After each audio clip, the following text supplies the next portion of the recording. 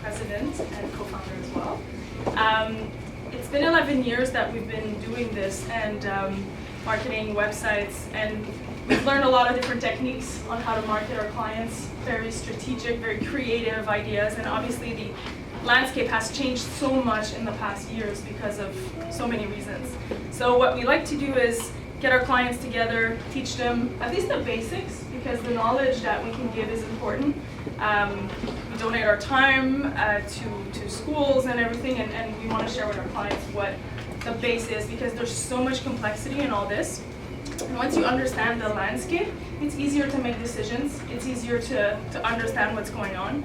It's going to be different next year. It's probably going to be different in 8 months from now, but at least you get a good base from it. So I'll let Joe start right now, and he'll take the stage for now. Thank you very much for coming. So yeah, thank you everyone for coming today. Like Mel had said, we try to educate our clients and our team as much as we can on the marketing landscape. And marketing changes like people change their underwear, right? It changes all the time. The way we did things 6 months ago is not the way we do things now. So it's extremely important that we always stay very agile and really stay up to date on the best possible ways to generate the best possible revenue for our clients. Doesn't necessarily always mean that it's digital. Could be different ways of marketing. And so today I'm going to sort of do a bit of a rundown from everything from A to Z and how to potentially position your business to generate as much revenue as possible. I know there's businesses in here that represent billion-dollar companies in the stock market, financial institutions, gyms, franchise brands across Canada, and startup businesses. So it's really the process and the way marketing is done is the same really across the board. So, So marketing in the end is really all about money. And there's this conception with marketing that unfortunately a lot of big companies is that it's downplayed quite a bit. So like I would never go to a financial CFO in a company and say, hey, I looked at your numbers and actually, I think that maybe you should do it this way and this way. Nobody does that, right? In marketing, everybody puts their 2 cents in. Everybody has ideas and concepts of marketing. But that's sometimes because marketing is simplified in the minds of people. They downplay it, or they only focus on one segment of it. They focus too much on the creative, or they focus too much on the dollars, or they focus too much on the data. They focus too much on strategy but not execution, or too much on execution and no strategy. Marketing in its whole is actually incredibly complex. And being a business owner, being involved in the finances of business, being involved in the marketing and the sales, marketing without a doubt is the engine of any company. And no marketing, most likely no business. And it doesn't mean that it has to be digital marketing or TV marketing or radio marketing, but it has to be an integral part of your business and how you plan on expanding and growing it. And marketing, when I say it's all about the money, that's generally business in general, right? So it could be generating leads. It could be direct sales, just people going to stores or restaurants and purchasing. It could be risk mitigation. Sometimes marketing is not about acquiring new clients, it's about mitigating risk and potential problems that a business might have, right? And you want to market positivity and that type of stuff in a business. And then it's also recruitment. Sometimes a lot of businesses, their potential of success is always in the quality of people that they bring into their company. And if that is one integral part of your business, then marketing has to be around staff recruitment and recruitment of the highest possible clients, highest possible staff. So in the end, it's going to come down to dollars and cents. So in any type of marketing strategy, it doesn't matter what you are and what you do, who your clients are and where you can find them is absolutely the most crucial part of any business. And this becomes very tricky sometimes because there's some businesses out there that people will say, well, everyone's my client. Okay, there's some companies like maybe a Subway or something that there's a wide range of potential clients, from students to business people to bargain hunters to healthy people. But at the end of the day, understanding those client segments is incredibly important. Because if you're gonna just mass market people with one message to different types of demographic groups, you're never gonna resonate super well with them. So someone like myself who's fairly athletic, I eat pretty healthy, Subway would need to market to me in a certain type of way to potentially get me there, right? Someone like my father, who's from a different country, immigrant mentality, only wants the buy stuff because you get coupons, No coupons, zero chance he's gonna go anywhere, right? So if that's my dad, marketing healthy stuff and organic, he wouldn't give one damn about it. But he still would maybe go to Subway if he had a 2-for-1 coupon, right? Subway marketing me the 2-for-1 coupon probably won't do anything. Subway marketing my dad the coupon would get him there. Subway marketing me the health aspect of it potentially will make me get there. So again, same business, same sandwich, same product, two different approaches to two different types of people. In some businesses, in some cases, knowing your client is like, it is zero bullseye, like this is our client, there is no deviation from it. But in a lot of other companies and a lot of different types of businesses, you will have different types of groups. Knowing that and then knowing where you can find them is also very important, right? You're not gonna do a TV ad campaign or a radio campaign if your potential demographic is students. Maybe that's gonna be too expensive. You're not gonna market on Forbes or on CNN if your demographic is girls to buy, My Little Pony dolls. So knowing your market and where you can find them is, the first place that you start. This here is what I notice when I go and I work with companies and I work with their marketing teams and I work with businesses. This by far is the absolute most neglected thing that anybody does. For some reason, and I don't know why we all tend to do this, is we come up with ideas and we do stuff and nobody sets any goals. Like Arnold, one of my idols, Arnold Schwarzenegger, always says, he says, if you don't have goals, it's like it's like a ship with no captain. You just sort of float. How can you determine the success of something if you don't have any actual measurable benchmark goals? You don't know where you're going. We're just doing stuff. And that's sometimes where in the finance industry, you have a lot more clarity, because it's numbers, right? Okay, this is where we are, this is where we need to go, this is where we need to increase, this is where we need to decrease. It's very clear and it's very transparent. In a lot of other businesses, people don't set this. They'll create an ad, or they'll do something and they'll say, okay, do you like it? Yes, you like it, yes, you like it, yes, you like it. Great, let's do it. Okay, well, what is this ad supposed to do? One of the other problems, if you don't have goals, you cannot scale up your marketing. So marketing is never about just, I'm gonna do this, I'm gonna throw my money at it, and then let's just see what happens. It's about starting small, setting your KPIs, your key performance indicators, and then scaling up to your goal. Your goals don't need to be 1-week goals. You can have 1-week goals, 3-month goals, 6-month goals, 1-year goals, 10-year goals. But these things need to be mapped out properly so that your marketing can then, and your marketing team or you guys are able to really, have something to achieve. Otherwise, you're operating blindly. And let me tell you something about marketing. It's very, very similar to the stock market in the sense that you can make a lot of money or you can lose everything very, very quickly. And a lot of times where people spend too much money and don't have any results is when this is not set properly and not clear. So far so good, Okay, so success in marketing. So when we talk about goals, we talk about setting key performance indicators. Every business is gonna have different goals. So, when we set goals, we work backwards. So the first thing is, do we wanna increase our customers? Do we wanna increase our average order value? Do we wanna increase the frequency, the amount of times a customer comes back to us? Do we wanna increase referral business from existing customers? And also, we need to assess the lifetime customer value of a client. This is something that a lot of times people don't plan properly for. So when we set a goal, so let's say we set a goal of, I want to make $1 million in year 1. Okay, so we have $1 million. That goal has to be then worked backwards. Okay, a lot of times we start from the other way. We start from a creative point of view, so we'll create a creative ad or we'll create something that looks nice, and then we launch it and we're like, well, what is this going to generate us? And then we see if it works or not. That's not how we're supposed to do it. We're supposed to create the goal and then start working the numbers backwards on it.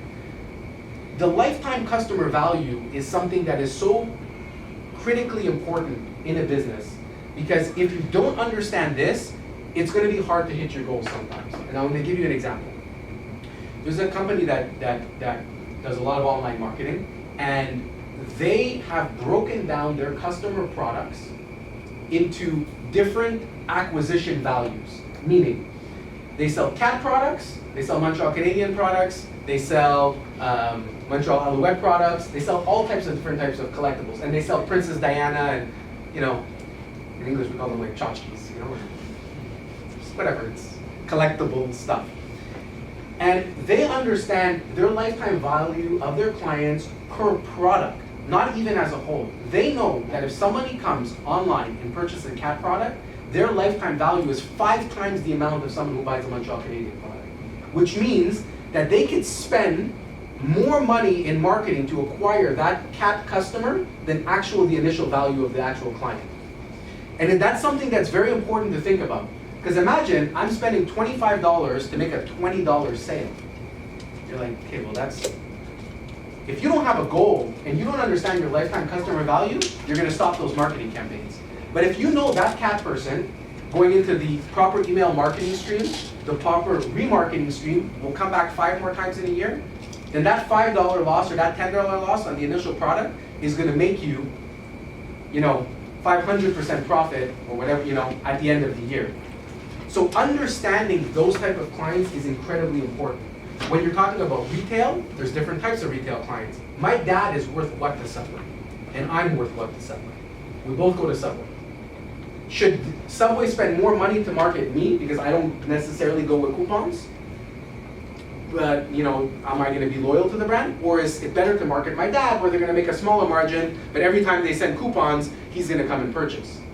This is for each of your businesses to understand and figure out where your most valuable clients are and how much are you willing to spend to acquire that client. Most of the time in business, it's very rare that you're going to have a positive return on investment on your initial marketing spend. To spend $5 to make 10 right off the bat I wish it was that easy. I wish I could come here today and give you a solution that's like, hey, spend 5, make 10. I'd be a quadrillionaire by now if I was able to do that with ease. What it is, it's really a process. And every time a client comes in, understanding their lifetime value, understanding their worth, is going to allow you to market them even as they're an existing client. So understanding these goals and setting them backwards, incredibly important. And this is something anybody can do. It's just asking yourself the question, what do you want? $1 billion, $1 million, 500 new clients, 200 new clients, 50 new clients? So then it comes to getting your message out there, right? So we know what we want. We know our lifetime value of our clients. We know our average order values. We know what we want. Now we got to figure out, how do I get in front of people? Because there's so many different ways to accomplish this in terms of getting in front of people. I can go outside and I can get in front of somebody, right? Marketing in its history has evolved quite a bit, and it's never evolved so much like it is now. And it's evolving so quickly that almost nobody can keep up what's happening. So I'm going to go back in time, and I'm going to start with the original type of marketing, and then I'm going to work to the most recent type of marketing, because all of it together has the biggest potential of success. So the first one is guerrilla marketing, okay? So before technology, before anything, people had to do things the old-fashioned, right? You'd set up a kiosk, you stand outside in the corner of the street, there's no electricity, there's no nothing, you're trying to sell your lettuce, you're trying to sell your whatever your service is, you're yelling in the street, you're throwing your oranges around, and people have to, you got to convince them. You got a guy over there selling oranges and you're selling oranges, so maybe I change my shirt, maybe I yell louder, maybe I try to give a better deal. All this type of stuff is old school marketing.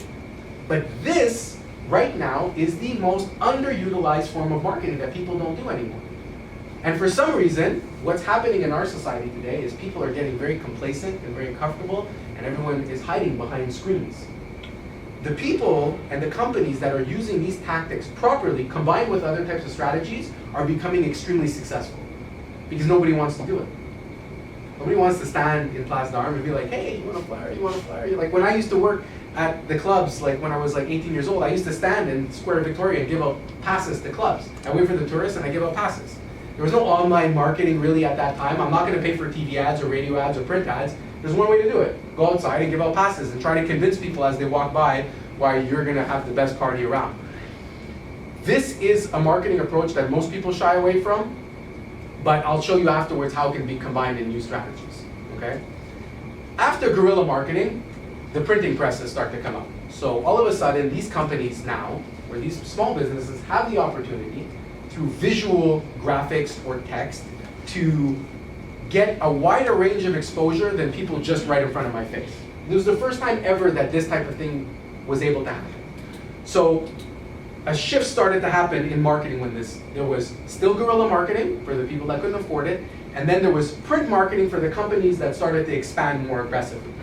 For the first time ever in history, people were able to create a visual graphic to try to make somebody perceive something and mobilize them to a certain area. Print nowadays, as everybody knows, is dying, and it's dying very, very quickly. And one of the reasons is because the cost of printing is very expensive today. And the cost to be in these magazines is very expensive.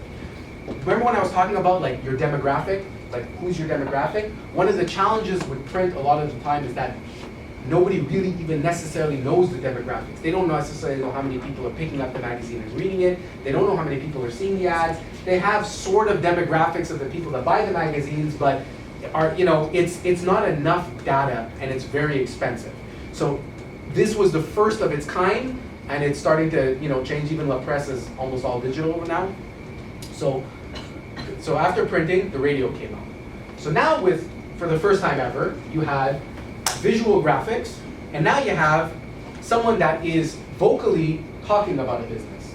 So they can create a tonality to the business that an ad necessarily maybe can't do. Which is why then you have jingles and all these types of things. So you have the visual aspect of the print, and you have the kind of the sounds of what the business should be, right? If I'm talking like this, the business is going to be a stronger business. If it's a kid's jingle, it's more for kids. You can really set the tone with radio. Radio nowadays is a very unique thing, because for the most part, radio has not worked for a lot of businesses because of that demographic segmentation that is not good and the cost of it. However, I'm going to give you an example where radio has worked for certain clients. There's certain smaller radio stations that cater to a very, very niche market. So like, there's Greek radio stations in Montreal, there's I think Italian, and there's Iranian radio stations. And these stations are very, very specific to a community, the Greek community. So if you're Greek, and you market your real estate services or whatever it is on a Greek radio station, there's a very strong chance that those Greek clientele will resonate very well with you. So we have seen success potentially, and I've seen success with radio, but only when it's very specifically targeted, okay? Then obviously television came out. Television combined everything, right? The visual, the audio, the whole feeling of the business, and completely revolutionized companies and how businesses are run.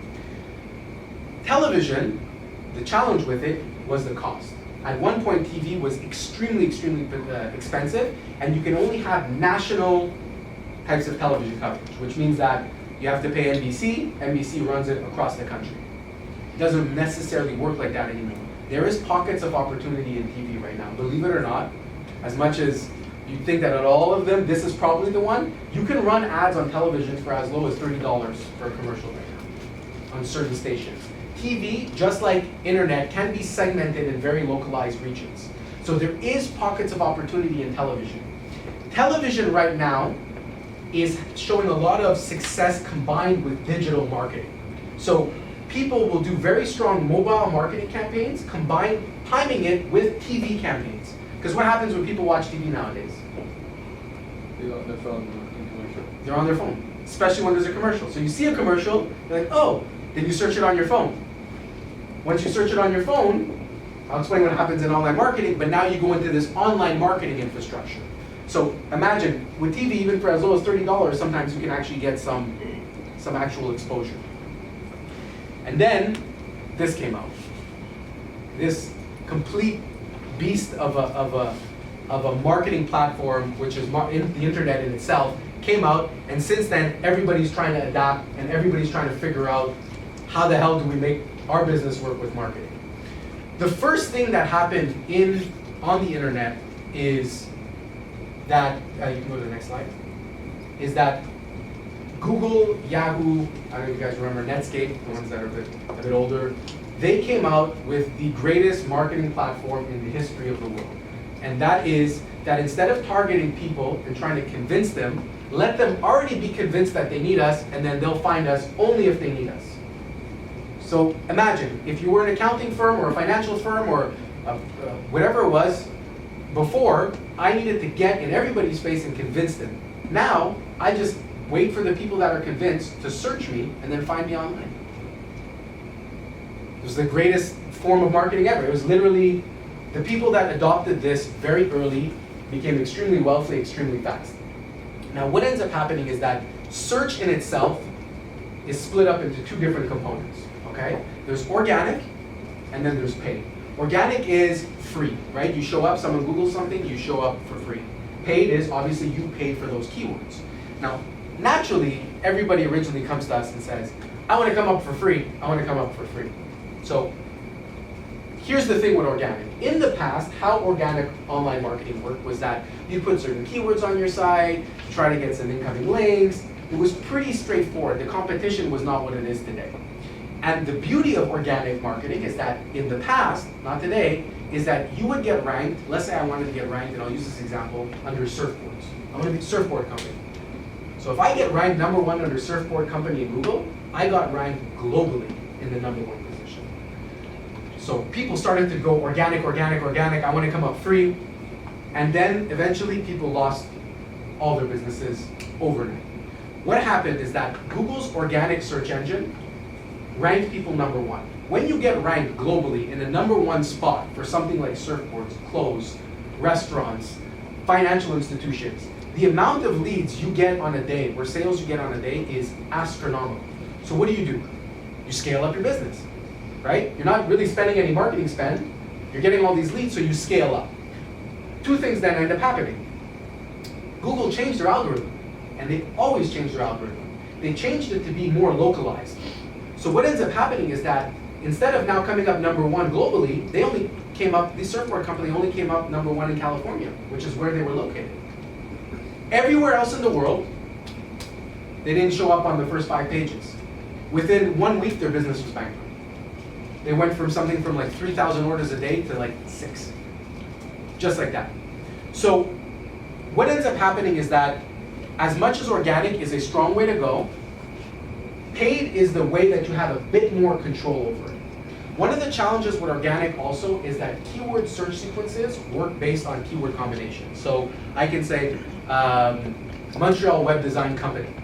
That's a keyword sequence. But if I write looking for the best web design agency in Montreal, that's not the same keyword sequence. Organically, I may only show up under one of those sequences. Paid, I can show up under all of those sequences. So those people that adopted paid early on ended up getting a ton of traffic and ranking globally that was controlled. Paid marketing works very similar to the stock market. It works on a supply and demand type base. So more competition, the more the cost per click is going to be. Less competition, the less the cost per click is going to be.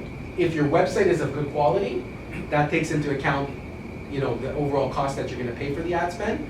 But at the end of the day, this here became what made Google Google. What made them the biggest company in the world, or second biggest company in the world. But search in itself, unfortunately, is no longer enough. And it's no longer enough because what's happening is the price of the cost per click is starting to get driven up. It's getting driven up through competition. This is what happens in marketing. Something really good happens, everybody figures it out, and then everybody jumps on the bandwagon, and then all of a sudden, everything gets too expensive, right? It's like, look at how much Super Bowl commercials cost. The first people that, Super Bowl commercials ended up being a good thing for wasn't as expensive as it is today. Everybody wants in, price goes up.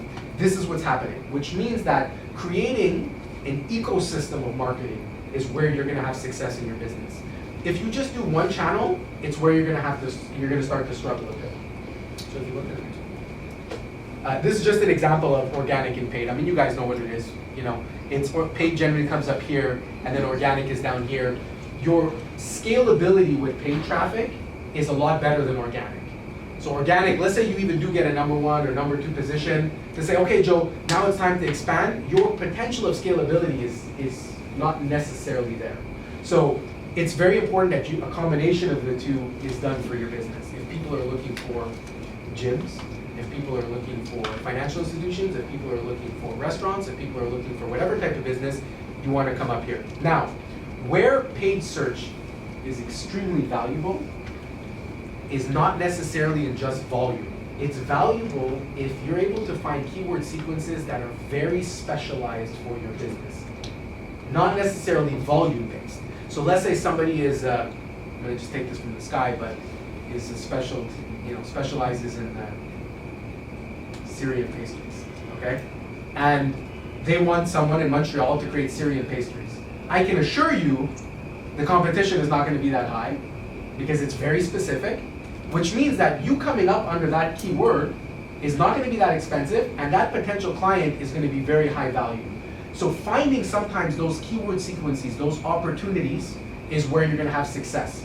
If it's a very generic, if it's a brand that is very high volume, that's when you have to start adding different things to the marketing infrastructure. So as internet speeds got faster, video marketing online is getting more and more powerful, okay? So when we talk about video, obviously we're talking about platforms like YouTube, right? YouTube's the #2 search engine on the planet. Everybody watches stuff on YouTube. And people watch stuff on YouTube on their television as well. So how do we get our videos, and how does video marketing work? How do we get it in front of the right people? So I'll talk about, there's 2 ways to do video.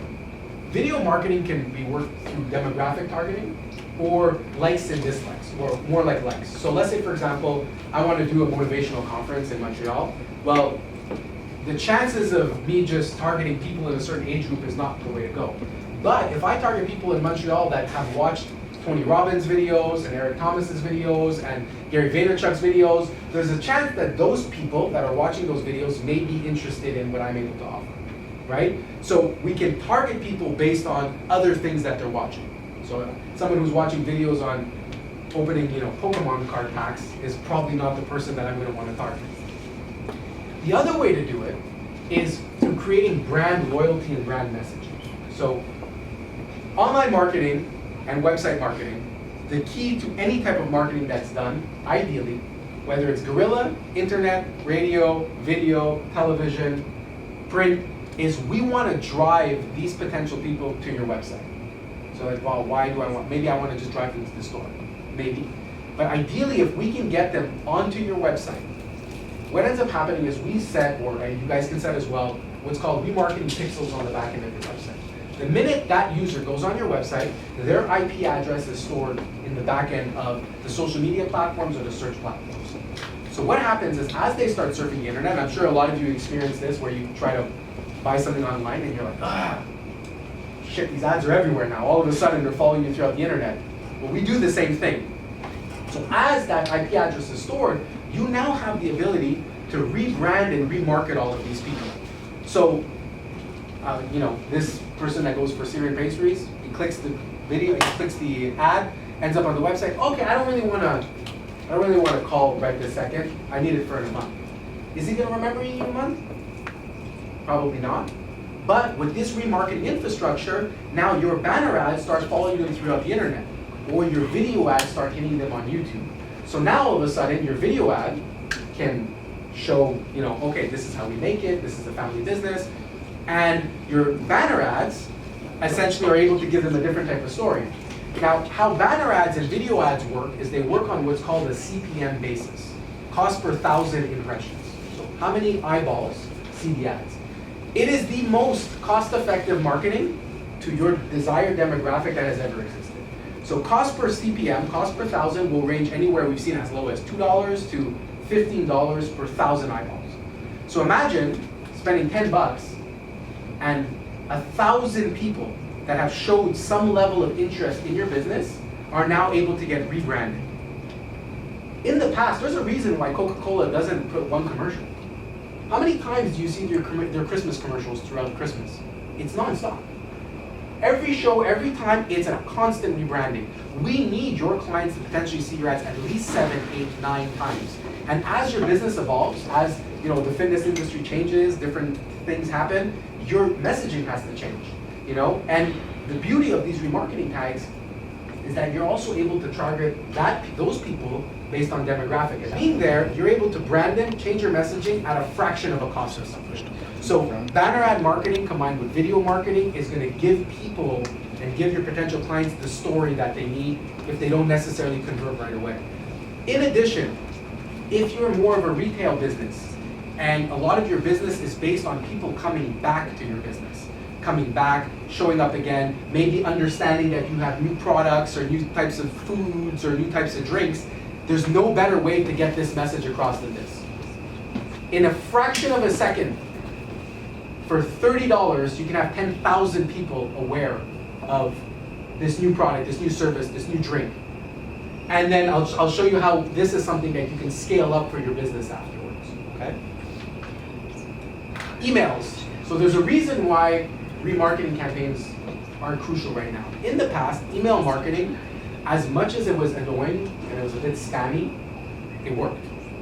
I'm not gonna lie, it worked. If you mass email 10,000 people, someone's gonna, you get 20 people that email you and tell you to F off, right? But then one person's gonna be like, yeah, I'm actually interested in your service. And you're like, it was worth it, okay?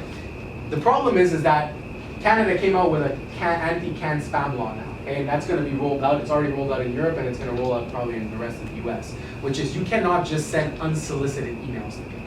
You can't just mass blast people anymore. You have to have their double opt-in permission, which means they have to sign up to your newsletter, confirm, get an email, and then confirm the email, right? Because in the past, what would happen is, let's say Chad really annoyed me and I wanted him to get annoyed, I'd sign up to 1 million newsletters, and then the next day he has 600 emails in his account and he can't unsubscribe to anything. So you can't do this anymore. They're still very successful if you have the double opt-in, but from our experience, the amount of people that double opt-in to emails are almost zero.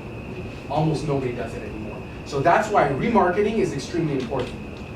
Now, to get a bit more big brother, there's certain things that you can do with emails. Okay, let's say you're a big company and you have 50,000 emails, and you're like, Joe, what do I do with these emails? I want to key stay in people's face. I can't send them emails anymore. What do I do? There's an infrastructure in place now with the social media platforms as well as the Google platforms where we can take email addresses, we upload them into the back end of the system, and these email addresses are matched with IP addresses. So you can imagine you signed up to anything Google related or anything social media related with that email address at any point, it's already associated to your IP address. So we can upload your 50,000 or 10,000 email addresses, and then all of a sudden, now I can remarket you and target you even though you've never been on my website a single time. But we're able to do it through this system. So there's still a way to stay in contact with these people. Sure. I just want to know, Yeah. when you do that, you also get the demographics together to the other ones? Yes. So what ends up happening is that once you upload these emails, they already have the demographics of everybody, because when you sign up to a Gmail account or account like this, you're able to, female, 25 years old, and you set your birthday and everything like that. Same thing on Facebook. What ends up happening then is, again, it's matching your email address with your IP address, but it also, the minute it does that, it also knows your previous searches, unless you're in privacy browser. So this is where you can expand your audience. Let's say, for example, I'll use you an example again as a gym membership. So I searched gym, whatever. I never went on your website. You got my email address because someone said, "Oh, Joe's in the West Island and he likes fitness." So you put me in this email remarketing structure, and I see your ads. Then I click on it, or I fill out a contact form, or even I click to call you. I can call you on my phone. All that is tracked. And then in the past, I also searched motivational videos, gym videos, fitness videos, bench press videos, whatever it is. Well, they know my age. I'm 35 years old, this age, these are my searches, well, and this is where I live. Well, this IP address over here, which is also in the same area, similar searches, similar likes and dislikes, would also probably be a good potential candidate for you. So we are able to create what's called a lookalike audience and then expand outwards from that. So imagine, I don't even know who you are. Let's say my name is Mark, I don't know who you are, but because Joe, who he's never met, has similar characteristics, you're now able to target me. So you're able to expand your audience outwards. And why this is so important, specifically for businesses that are maybe more financial based, legal based, is that Someone who is going to be very financially driven is going to have probably very specific likes, dislikes, and searches. They're going to be looking for stocks, they're going to be looking for ups and downs, they're going to be reading certain types of articles, which means if you're able to pinpoint your potential users, then that will be able to be expanded outwards. Same thing with people that engage in, if you're a nutrition company or you're a food company, if you're getting a lot of engagement and people that are, let's say you do a post on social media and all of a sudden there's a lot of moms commenting and they love it and they're putting stuff and they're putting recipes or they're doing whatever it is, well that demographic, that high level of engagement is what you want to expand on. If you're not going to want to expand on people that are not going to resonate well with the ad, which is why understanding your audience is so crucial and so important. And then this ends up happening, right? Which is this other 800-pound gorilla in the room, which is social media. Now, social media is split into two components. Okay, you have paid social media, which is like, Facebook and different types of paid ads, and you have viral things that happen on social media. Now, Facebook, just like Google, ended up really cornering a lot of people and screwing a lot of businesses. At the end of the day, one thing that we have to remember about social media platforms, as well as search Google platforms, they are in business for one reason, and that's to make money. And if they feel too many people are making too much money and they're not collecting any of it, they're gonna corner your business really, really hard. So what happened in the past with social media is that you would acquire what's called fans or followers on your Facebook page, right? So people would get 1 million followers, 2 million followers, 500,000 followers. People would share your posts. You get so many free organic impressions. You get all this, you create great content and you get great exposure. And then overnight, boom, zero. So you went from having 3 million fans and getting 25,000 likes per page to 3 million fans and 2 likes per page. And you're like, I don't understand what happened. Why am I not showing up anymore? Facebook decided that even if you have followers or not, if you want them to see, you want your fans to see your posts, you have to pay for it. Okay? You have to pay. Even to the point where if I go and I share a post off a business page, the amount of my friends that will see it is very, very low. You need to pay for exposure. Things that go viral now on Facebook, it's very, very, very rare, and it's generally entertaining content. It's not ads, it's not a special, it's not a coupon, it's not a new sandwich, it's like some guy jumping off a diving board and then does a belly splash and everyone laughs. That's literally what goes viral nowadays, not really much else. However, where this opened the door is for a lot of businesses that don't have those followers, because you have to understand something. If you have 500 followers, or 1,000 followers, or 10,000 followers, and you used to post something, and then Ellen DeGeneres posted something, she's trumping you, right? So you're not going to get that exposure anyway, really. So at the end of the day, there's a nice opportunity for the smaller businesses, small and mid-sized businesses, to get the exposure that they need.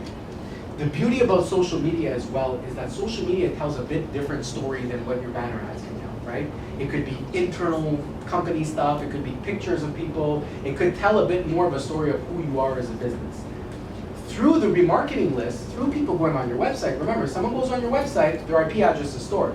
Now they log on to Facebook, what ends up happening? They start seeing your ads or your posts, even though they didn't like your Facebook page, they now start to get branded as well. If they end up liking it or commenting on it, then they're furtherly engaged. So what's extremely important is that when we talk about viral, it's not that you can't come up with a creative concept that can go viral. That's not the case. You can. The thing is that it's not an easy feat, and it's not something that you want to hang your hat on. Everybody I know, they're like, I have this idea and it's going to be really good and it's going to go really well. But the reality is, if you're trying to push a product and you're trying to sell something, it's incredibly difficult to go viral. Very, very hard. And do you want to put your energy in something that's scalable, that you have some bigger potential on, which is kind of going the paid route, or do you want to just go, throw your hat somewhere and see where the dice fall, So you can go to the next one. So the digital landscape. So becoming a customer used to be like this. Search, they contact you. That was it. Or they see a banner ad outside or a billboard outside, they go to your store. Or they do this and they do that. This was marketing. That is not how marketing works anymore. Proper marketing campaigns is creating a whole ecosystem. And it doesn't, this is digital based, but it doesn't necessarily have to be digital, right? There's always entry points. The entry points could be search, if you're more of a service-based business. Could be TV, could be radio, where you're trying to get people onto your website or onto your social media page. Once they go on your social media page, they see your website. Once they see your website, they're now targeted in your remarketing list. Once they're targeted in your remarketing list, they see your videos, they see your banners, they see your ads on CNN, they watch your YouTube videos. All this type of stuff is keeping them in the circle, keeping them engaged, keeping in their face, changing your messaging as it is. Extremely, extremely important to understand that, you know, there is no singular solution to success in online marketing. It's not, I'm going to post this radio thing and I'm going to make a lot of money, or I'm going to post this ad. It's creating the story where people feel comfortable enough to purchase with you, or comfortable enough to increase their average order value with you, or comfortable enough to refer you. It's extremely important that the ecosystem that's set up has different tiers on how to, you know, build it out. Okay, so as marketers, as people in marketing, as business owners, our singular job in its totality is to find the combination of marketing opportunities that will deliver the best results for the least amount of money possible. Okay? Every single business in here, if I ran you Super Bowl ads and nonstop TV ads on the Oprah Winfrey Network and nonstop radio ads and hire 100 people to walk down the street with billboards, everyone would be successful, right? I mean, the exposure would be so big that obviously you're going to have success. You won't have any profit and you won't make any money because everything's going to be spent on marketing. Success is always based on finding, how do I yield the best results for the least amount of money possible, right? Nobody, us as an agency or you as individuals should never be tied to any individual type of market. It doesn't matter. It doesn't matter if you go the organic route, the paid route, the radio route, the guerrilla marketing route, the TV route. None of it matters really.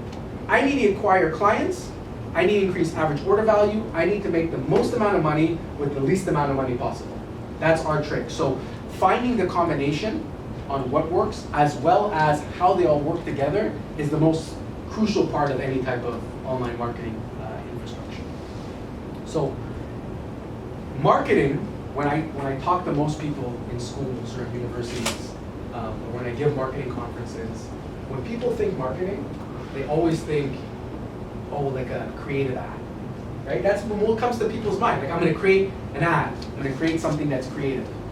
It is absolutely part of the process, but it is only one part of the process. Your ad creative and the content that you create is incredibly important based on your goals and based on your clientele. If you know your goals and you know your clientele, then you can create the perception that becomes the reality. Okay, so if you want to increase your average order value in a store, let's say you're Subway, for example, and you're like, okay, we have the clients, we just need them to spend an extra $4.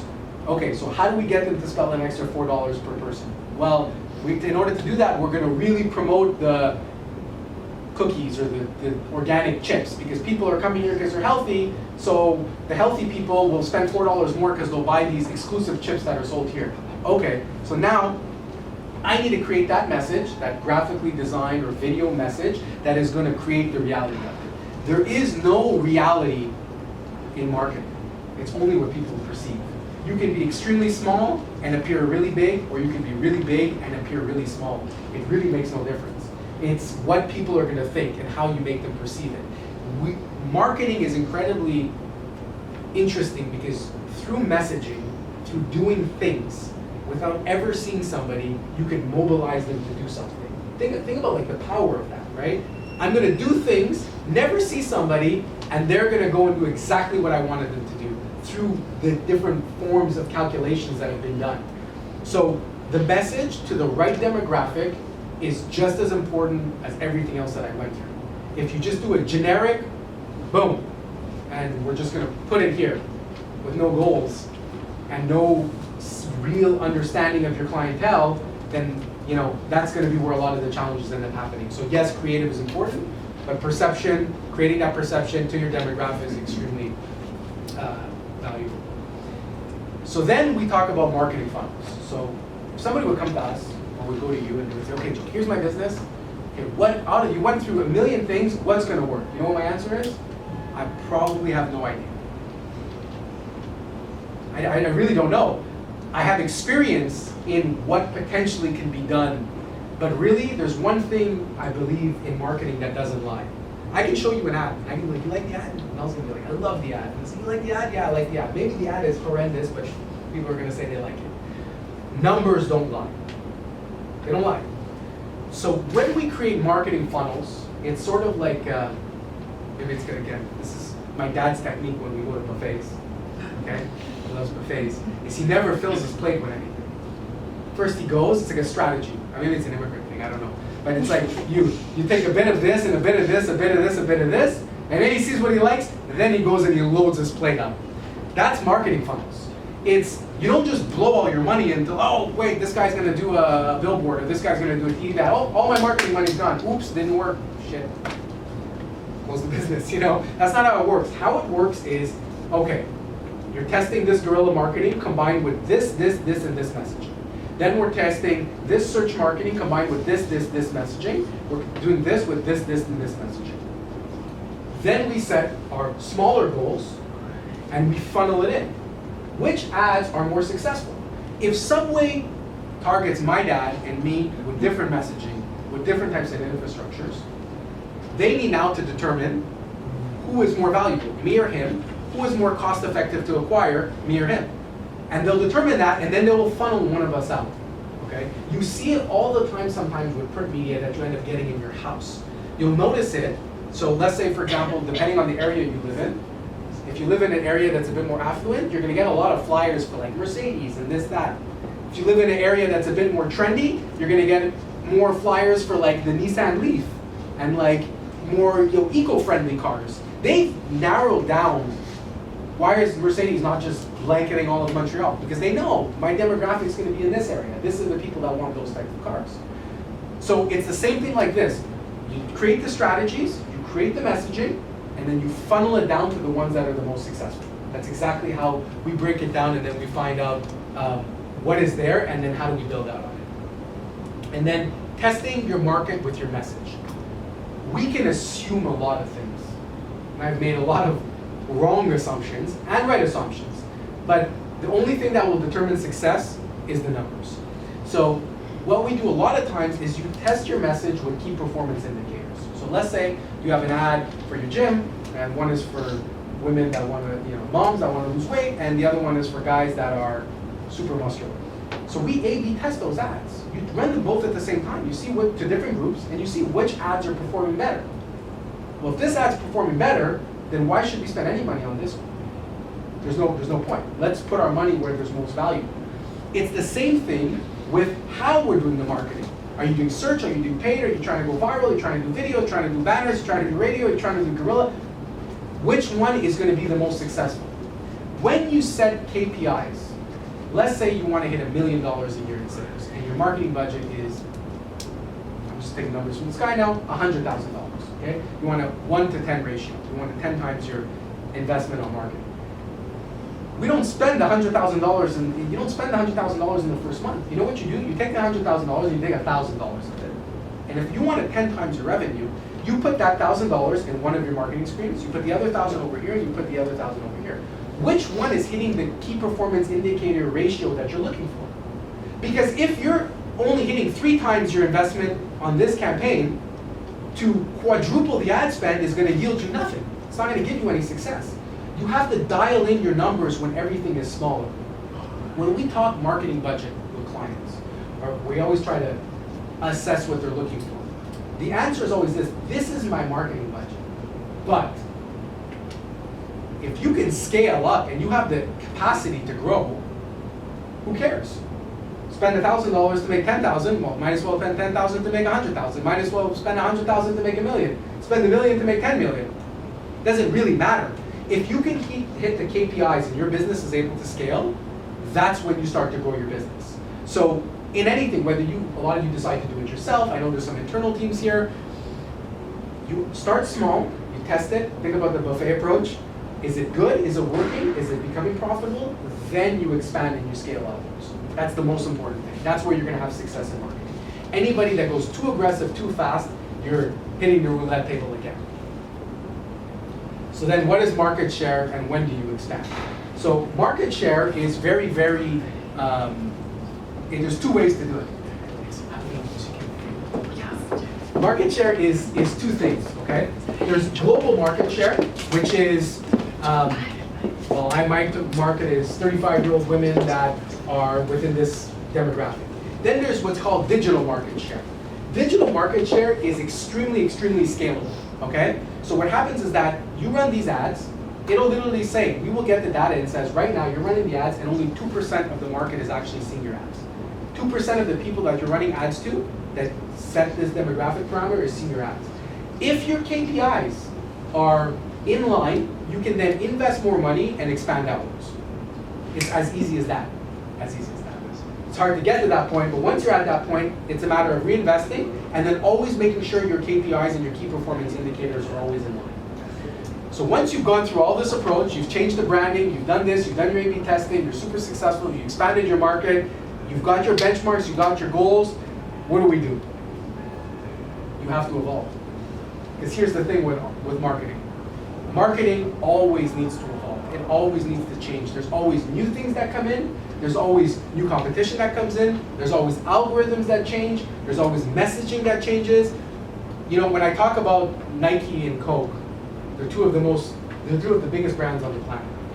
They are always changing how they do stuff in their approach. They're always staying in people's faces because they understand, and you go to the next slide, that marketing is a process.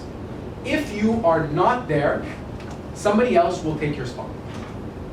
If you stay stagnant in your approach, so I know people that they were just organic, that's the only type of marketing that they focused on. If that's all you do, you're gonna eventually potentially segment yourself out of the market. If all you do is paid search and you're married to Google, or married to Facebook, or married to social media, something else is gonna come in and you're gonna lose on an opportunity that's there. Eventually, if you leave your campaign stagnant, your KPIs will start to get out of whack. Meaning that you start running the campaigns, you're hitting your 1-to-10 ratio, it's going really good. You do nothing, you just keep putting money into the accounts. All of a sudden, you're gonna start to see those ratios start to go up. Your ads are not dynamic anymore, people are not clicking them out anymore, people are not purchasing anymore, your average order values are staying stagnant. What ends up happening in this case, after this, is that your brand starts to go downward. So always constantly evolving and staying on top of stuff is incredibly important in everything that we do. So that's a brain dump of marketing. Marketing in itself is extremely complex, but also extremely simple. In the sense that messaging, goal, messaging, how do I get in front of people's faces? What's extremely important to understand is that there's opportunities or pockets of opportunities for every single business. And finding those opportunities with calculated goals is extremely, extremely important. And if you set those goals and you set those benchmarks, then you can slowly start to build your business and expand it outwards. And I believe that the biggest opportunity right now, if you'd say, Joe, where's the biggest opportunity? The biggest opportunity and success, I believe, depending on the type of business, is going to be in a combination of guerrilla marketing and online marketing. Believe it or not, I think that what we're doing today is that people need to take a step backwards. I think TV is so-so, radio is so-so, print is dying, but guerrilla marketing has a lot of power if it's combined properly. And you've seen it outside if you walk. There's a couple digital companies like Good Food and Fedora that are doing a lot of guerrilla marketing outside. And you'd be like, this is a digital company, why are they doing guerrilla? They're doing guerrilla marketing because nobody wants to do it, because people don't have the courage anymore to get out there and do certain things. There's that pocket of opportunity there to get out there and actually generate a bit of exposure and brand recognition for your business that then drives it back to your actual website and then goes into your marketing funnel. Remember, marketing is always going to have an entry point, right? How do we get people first in? How do we market them and brand them? And then how do we get them to do what we want? And if you're able to kind of go through that flow and that infrastructure, then you should have a successful marketing sort of ecosystem. If anyone has any question, even if it's very specific to you, go for it. Yeah. Joe is here, we reserve the time to Yeah, answer does anyone have any at all. questions or specific business related questions or marketing?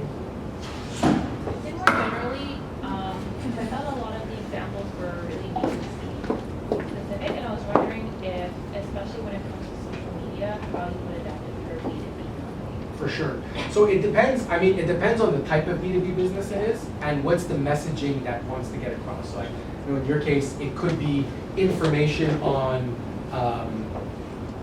processes or information on environmental stuff. So social media and the way I would structure it specifically for you guys is really on all the great stuff that the company does. So instead of it just being like a Coca-Cola banner ad or something like that, it's like, well, we do this for the environment, we do this for Indigenous people, we do this for this, and not do it as an advertisement, but do it almost as a story and as an informational piece. Social media, believe it or not, is almost sometimes better for B2B than even B2C, because it is very oversaturated with B2C. So you have those Budweisers and McDonald's, and they're hammering social media, which is why the cost is going higher and higher for paid advertisement. With B2B, it's not that the cost is going to be less, it's that you're not going to have as big as a demographic to hit. So instead of with a B2C type business where it's retail based, where you want to hit 1 million people across Canada or 10 million people, you might only need to hit 5,000 people or 3,000 people. The market, that you're not going to have 50,000 likes on something. You're going to have 50 likes. You're going to have exposure of 1,000 or 1,500 people, but business to business people are still on social media. So that's how I would structure it in that sense. And we're B2B also, right? So for us, it's all about kind of, we try to highlight the agency and good stuff that we do. Remember, marketing, whether you're B2B, B2C, you know, it's exactly like sales, right? Everybody likes to buy, but nobody likes to be sold. So if people feel like you're cramming something down their throat, you're done. So it's better to kind of tell the story and say, well, this is what we're doing here, and this is what we're doing here, and that's it. And not make it more informative and not patting yourself on the back. Because then what ends up happening, you have what we call the keyboard warriors that are very quick to, you know, comment about everything that they see on the internet in a negative way. So by just keeping aware of that, that'll be valuable. Any other questions? Well, I'll still be here walking around a bit, so if anybody has any questions or anything, you can definitely let me know. Hopefully today you got a bit of insight on the digital landscape as well as online marketing. Myself, my team, we're always here to answer any of your questions if you ever have. And yeah, that's it. I think there's still a lot more breakfast, so help yourself to the ton of food that's there. And that's pretty much it. Thank you so much, everybody.